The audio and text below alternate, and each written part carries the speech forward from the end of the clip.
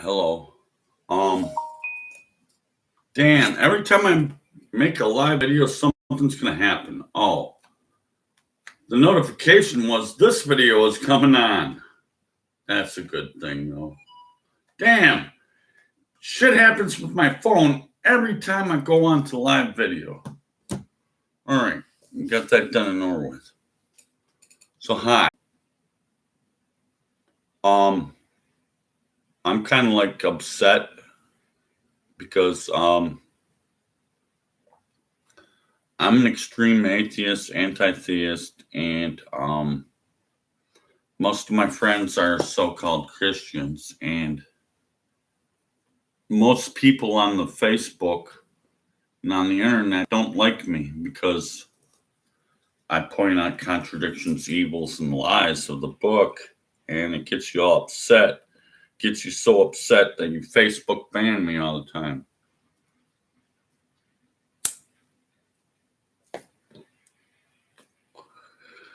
I got one viewer already. Hey, I got a chat on the side. If you're one viewer, here I'm saying hi to you right now. If you're a one viewer and you say hi back, and then I have a second viewer saying hi back, then that's going to give me inspiration to go on and on this video. I'm still getting motherfucking text. Oh, fuck that. Fuck that too.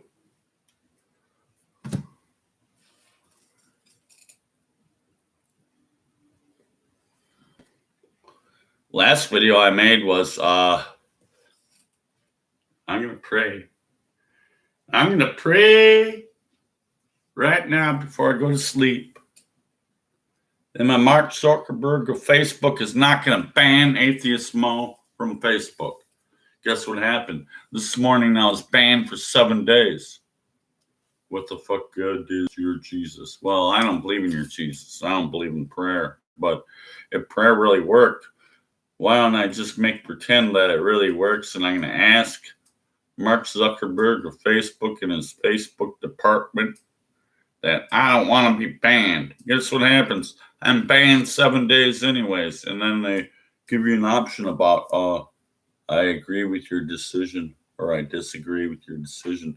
I disagree with your decision, and then they give you a big blank space where you can type some shit, and all of a sudden they stop you from typing shit, and they don't even want to hear your fucking complaint about how they banned you from Facebook for 7 days.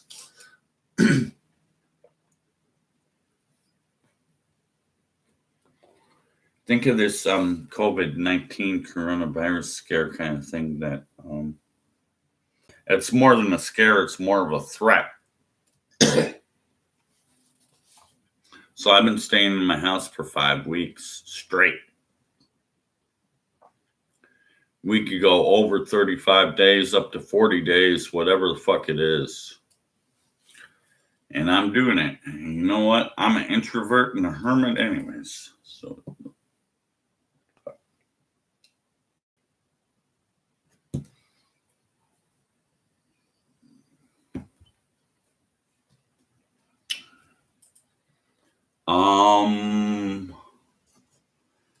let's see.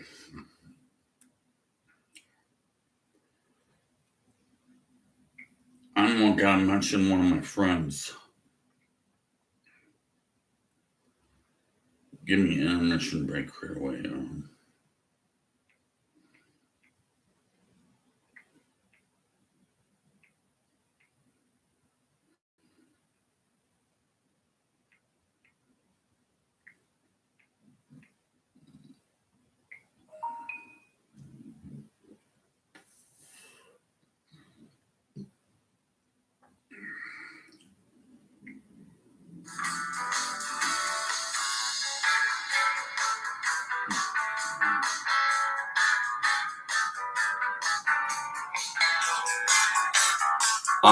There's this guy I like on YouTube. His name is Chris Mallard of the Atheist.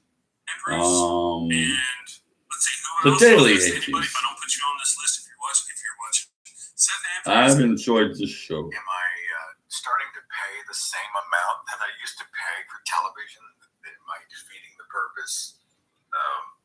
But the Daily Show had Seth Andrews. I really enjoyed that, but the phone screen is so bright you can't even see it. She hadn't seen them all. I hadn't seen Discovery, and we were going through Enterprise. I've been viewing as many live chats as I can and put my name out there. My name is Atheist Mo. I just started this YouTube channel a few weeks ago, and I'm looking for subscribers and likers of this. Because at the present time, I think I only have 12 subscribers. That's pretty low. If you don't like me, just try to view it. Give me a view or something. If you really don't like me, you could click dislike and put a comment underneath that says, I don't like you, Mo, because of this. I'd rather you do that than ignore me. If I go on without any likes or subscribers, I'd rather have the people who really do not like me come on and dislike the video and go on the comment section below and tell me about how they don't like me rather than everyone in the world ignoring me right now.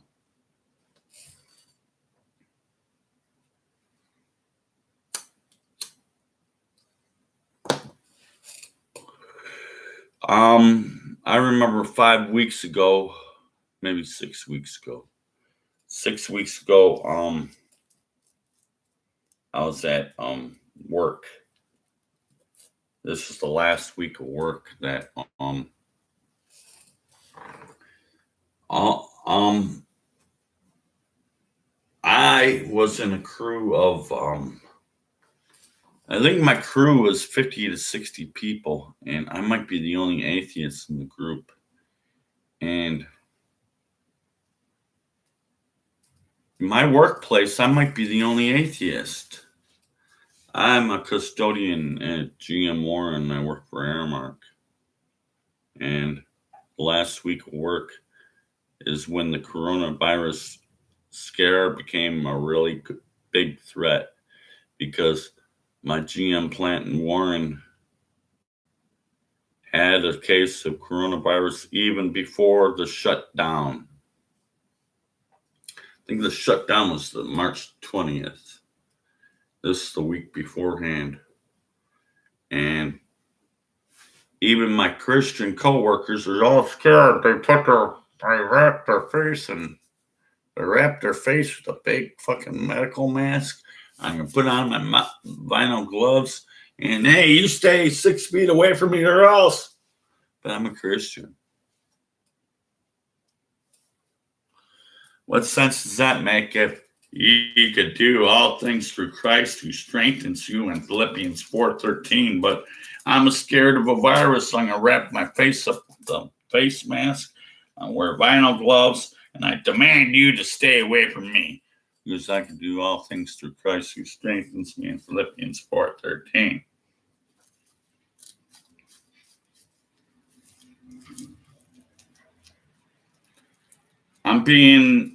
I might become obnoxious and belligerent in this video and be a real asshole in this video. So if people are offended by me because of that, click off, move on. Do not like or subscribe, or you could dislike the video and tell me why you dislike me. I made all my options clear, and I gave you my warnings, and this is not a child's video. So let's go on that. I remember back when I was to go through my autobiography, my deconversion story about I said this in many videos because I made like 5 fucking videos in one day all about my deconversion story, but I couldn't really make one complete one because every time I started making another video, someone's calling me on the phone, someone's texting me, someone's emailing me, shit like that. And I didn't want to have no personal shit right on YouTube Live. So I said, Hi, how you doing? This is great. I love talking to you. But you know what? I'm gonna have to end my live video because my conversation with my friend, I'd rather go to that and end the video. But now it's 10:43 p.m. A lot of my friends go to sleep early, like including my family.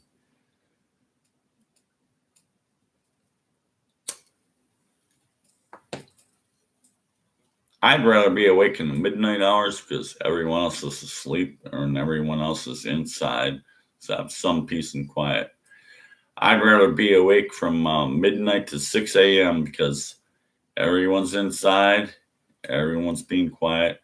Most people sleep in that time frame, but I'd rather be awake. That way I have total solitude.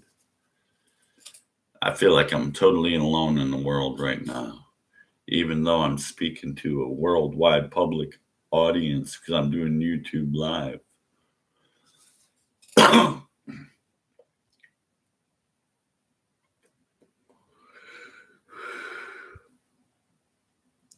Times are tough now. 5 weeks of quarantine. A couple members of my custodian crew did die due to coronavirus issues. I might have another friend or two died of coronavirus issues. There's over 50 grand dead now. It's coronavirus.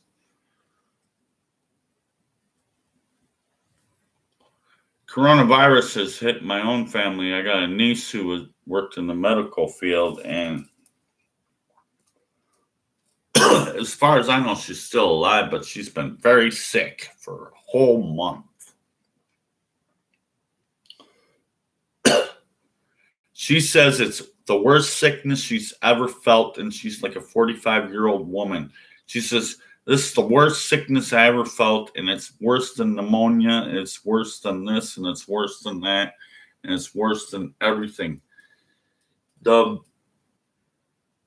My 45-year-old niece, who works in the medical field, said this is the worst she's felt in her entire fucking life. She's worse than any flu or pneumonia ever. As far as I know, she's still living. I better message her about that sometime.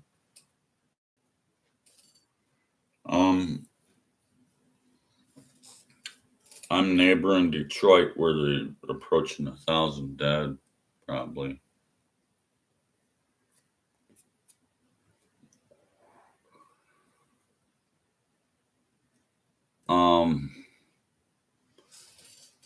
I don't know the actual statistics to tell you, but it's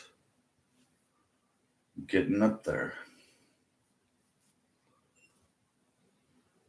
But we're going to go into the dumb fuck Bible shit. I've gone 13 and a half minutes without even doing any shit. I just want to talk and chat and shit about, I used to make hundreds of Facebook videos and most of that's been deleted or banned or something. But that I do not endorse this book or advocate the use of the words of this book. I'm an atheist. I use this book as a weapon against itself. It's all evil. It's all lies. I'm capital I-N-O-T. I'm not a pastor. I'm an activist against this evil, despicable book. And when I say I'm an activist against this evil, despicable book, what does the Facebook department say? Oh, he's a fucking terrorist. Read the book. The book is a terrorist.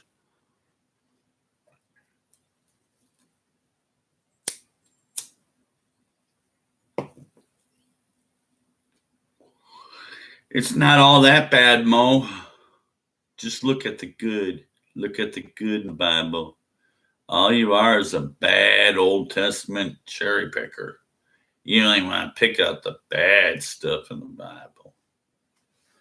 How about I go through lovely cherry picker version of what you want to pick out in the Bible?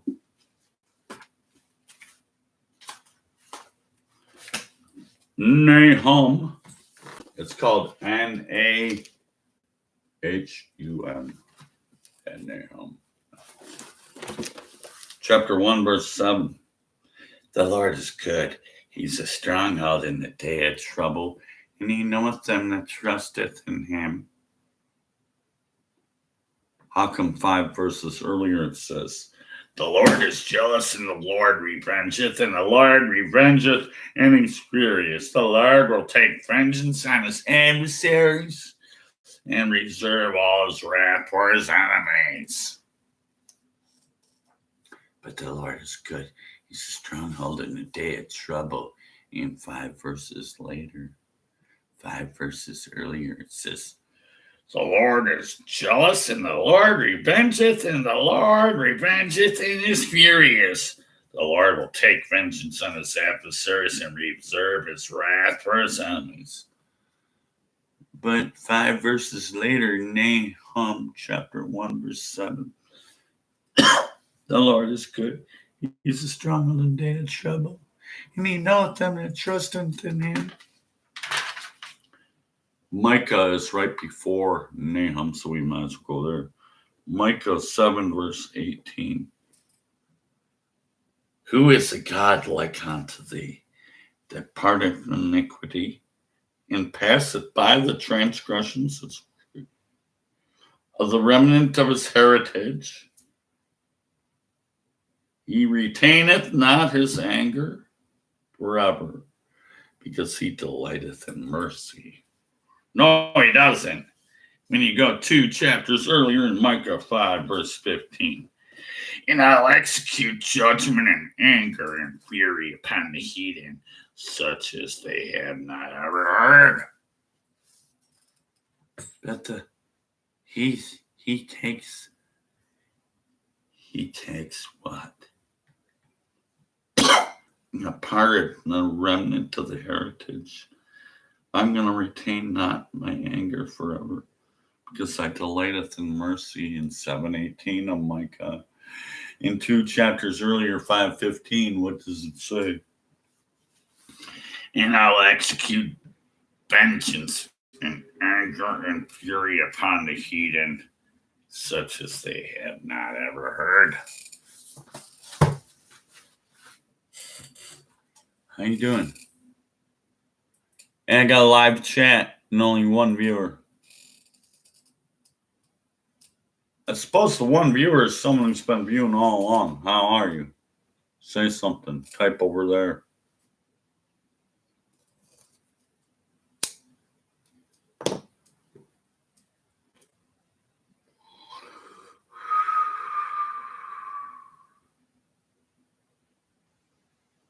You type something. Maybe someone else will type something. And maybe there'll be another viewer or something. He's going to help me in my times of need. Is he? Is he really going to help me in my times of need? Nahum chapter 1, verse 7.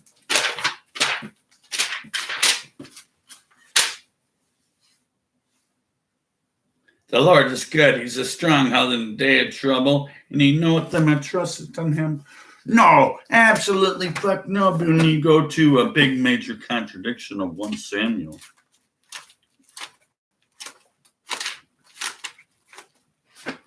8:18. The Lord is good. He's a stronghold in the day of trouble. I mentioned this in a previous video called AA Doesn't Work. You know, we admitted we are powerless over alcohol and our lives have become unmanageable.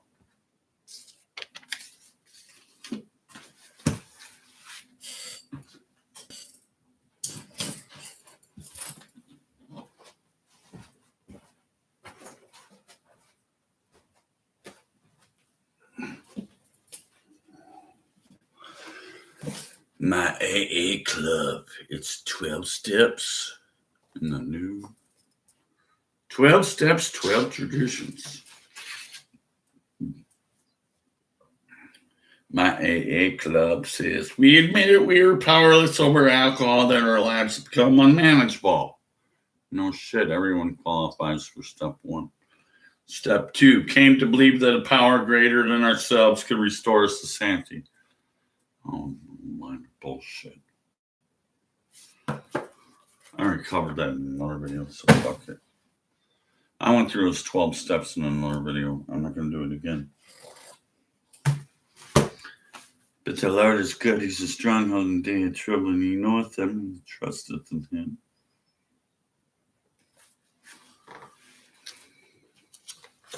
One Samuel 8, verse 18. Samuel, is it after the kings? No, it's probably before the kings and before the chronicles. Samuel, the 1 Samuel, which is before the 2 Samuel, 8:18.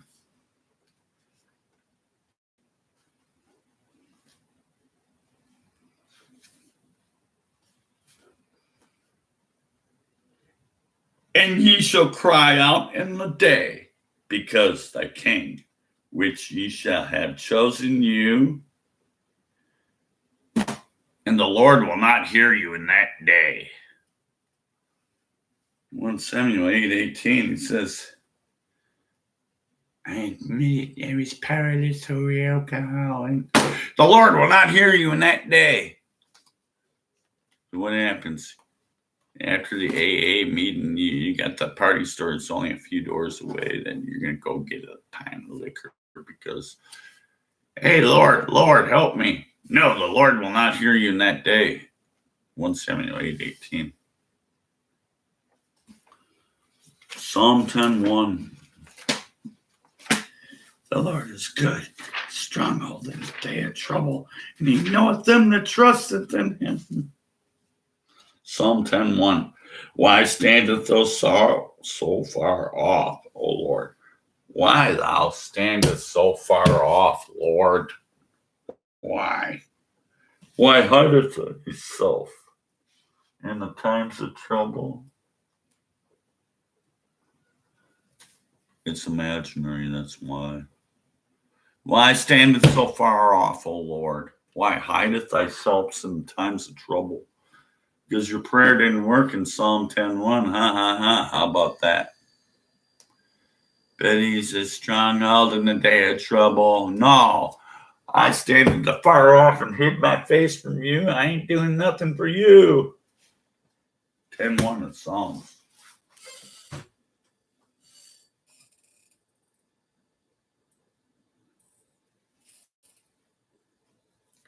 Live chat on. One viewer, no one talking. One viewer, chat on. I'm getting nothing.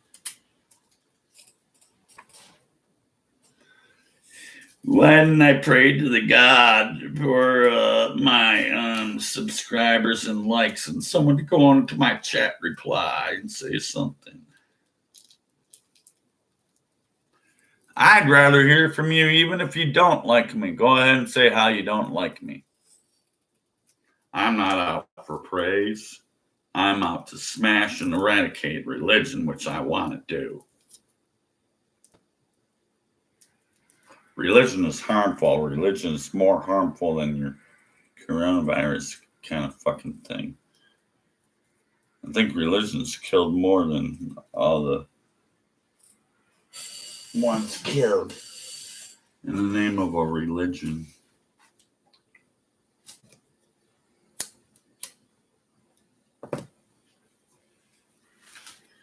We'll just make Nahum 1:7 our highlighted verse. It's all working thing. Nahum 1:7. That the Lord is good. He's a stronghold in the day of trouble. You know what? Them that trusteth in him.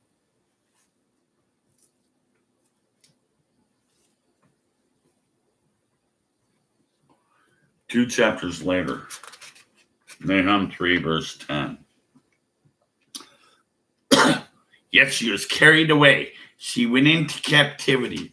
Her young children were also dashed into pieces on the top of all the street corners.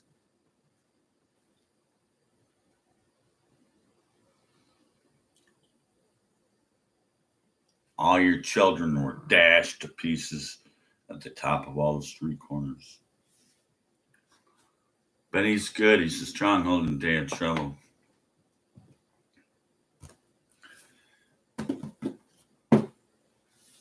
Psalm 22. Let me tell you that my Lord's gonna help me. My Lord helps me. Here he goes. Goes he? 22. Psalm 22. Oops. Passed it up. Psalm 22, verse 24. For he hath not despised nor abhorred the affliction of the afflicted, neither has he hid his face from them. But when they cried out unto him, he heard. 22, 24. For he hath not despised nor abhorred the affliction of the afflicted, neither has he hid his face from them. And when they cried out to him, he heard. How come Psalm chapter 22, the very same chapter, 23 to 22 verses earlier, my God, why hast thou forsaken me? Why are you so far off from helping me? The words of my roaring, O God, I cry in the daytime, but thou hearest not. And in the night season, am I not silent? Yeah, you are. Because verse 24 says, I'm going to help you out. But 1 and 2 of the same chapter says, oh, I'm going to plug my ears and not even hear you. I'm not going to do shit for you, King David.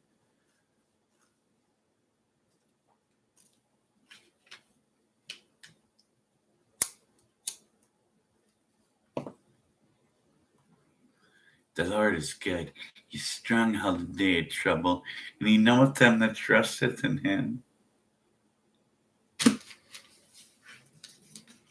Isaiah 1:13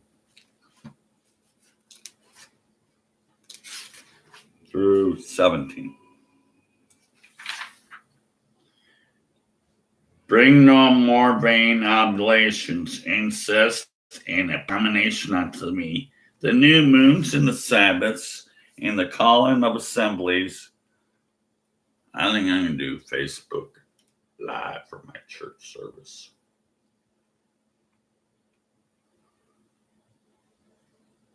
I'm banned from Facebook Live, but my Christian friends, they can go point their phone at themselves and do a Facebook Live about their church service and about the Bible study.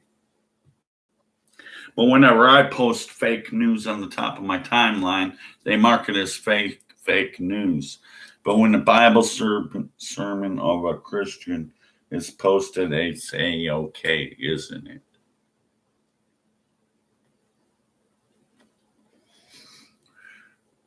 But he's going to help in times of need. No, he's not. How about Isaiah 1 verses 13 through 17. Bring no more vain oblations, incest, and abominations unto me, the new moons and the Sabbaths, the calling of assemblies I cannot away with. It is iniquity, even your solemn meeting. Your new moons and your appointed feasts my soul hateth. They are a trouble unto me. I am weary to bear them. Something's a trouble unto him, and he's weary. So much for an all-powerful God, huh? And when you spread forth your hands, I will hide my eyes from you. Yeah, you can make many prayers, and I will not hear them, and your hands are full of blood. Verse 16, wash you, make you clean, put away the evil of your doings, and from before my eyes cease to do evil. Learn to do well, seek judgment, relieve the oppressed, judge the fatherless, plead for the widow. Let's go back to 16. Wash you, make you clean, put away the evil of your doings from before my eyes, and cease to do evil. 1:16 says cease to do evil, but what about when you go to Isaiah 45, verse 7?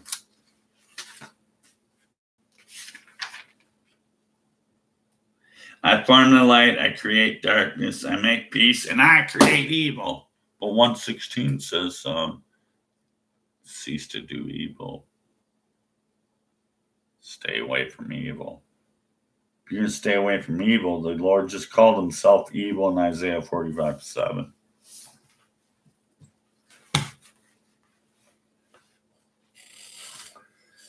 That's enough for this video. Why don't you dump your religion?